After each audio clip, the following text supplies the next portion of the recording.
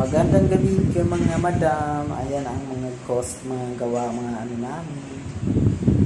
Mga alaga, tulog na sa gabi na. Ganyan na sila pag gabi na, tulog na. Ayan.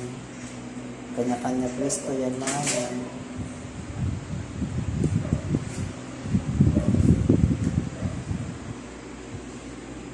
Ang tatay nila ito. Ang sariling mundo yan.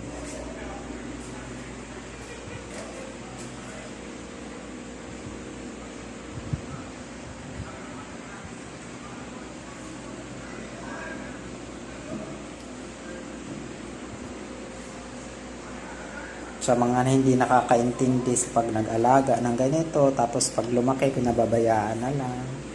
Sana wag naman. Ito kahit hanggang saan sila, hindi ko sila